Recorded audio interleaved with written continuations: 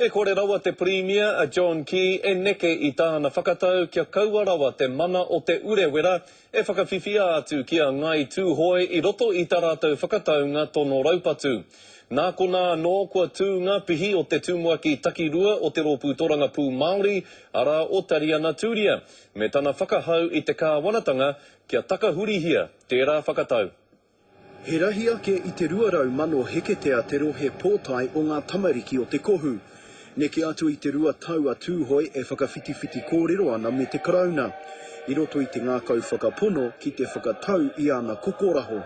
I nāia nei kua huri tuara te kāwana. I think in the case of vesting a national park solely in an iwi, that would be a step too far. They've known all along what was on the table from Tūhoi in regards to the urewera. It belonged to them well before government was ever established in this country. They have suffered hugely and it should be returned to them. Ka wai atu te Premier kia Tariana Tūria. This is a very good conversation on Sunday night. I mean, she's disappointed, and she's disappointed because she thinks the people of Tūhoi have suffered tremendously in the past, and they have. I asked them to meet face to face with the negotiators of Tūhoi to talk this matter through, what their concerns were, but I have never stated that I was fine with this issue. He oia nō ko te whakapai a te nuinga, he whakarata noa tēnei tū I te hunga pōti mō nā hinara, I te mea kua kaharawa a rātou tautoko pati ki te pāti Māori. Tuatahi te whakaaitanga tika I ngā iwi take o te ao, te pīra I te pire takutai moana, whānau ora, te awa o Waikato, I nāia nei ko te kokoraho a Tūhoi mō te urewera. To pull the plug at the last minute doesn't sound to me as though this was a negotiation that was in good faith, nor does it appear to be about justice. No te tau ko tahi mano iwarau 54, ka takahuri te urewera hei pāka a iwi, aha koa ko te papakainga tēnei e noho tonu nei a Tūhoi. E kore atu hoki he whenua I tua atu I a te urewera hei kāpine heihana I te iwi. Engari ko te hiahia te Premier ki te whakatau I nei kreme. But this isn't the end of the road. I mean, this is a line in the sand from the government's perspective, just as Tūhoi have been marking out their position.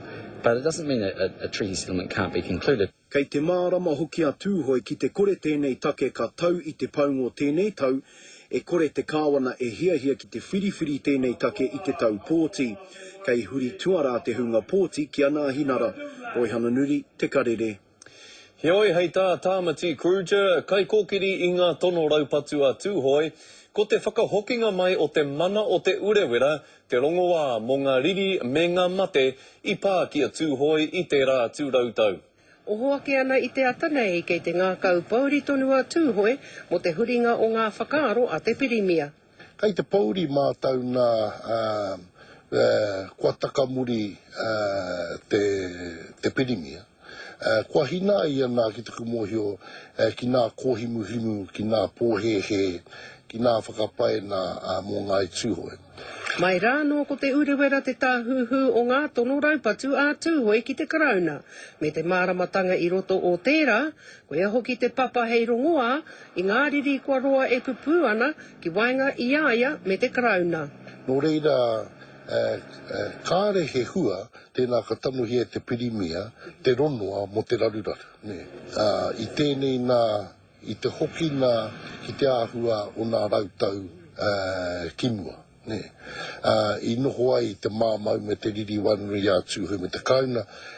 Te āhua nei nā ko te karauna kai te hihia noho ki reira ki roto I te riri.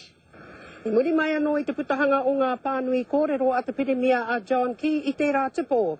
I tīmata hea tonu hea te ngā hui ki runga ki ngā marae, a me ngā hapu hoki o Tūhoi, ki te wānanga me ahu pēhea tēnei kaupapa I aia nei.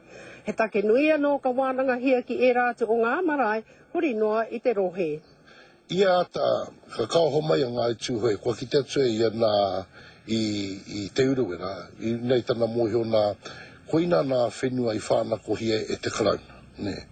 Nā, o tātai katoa I whakatipuhia mai nei te mōhio nā, me whakahoki ki te huna nō rātau ake, te rawa, te whenua I whānako hiara.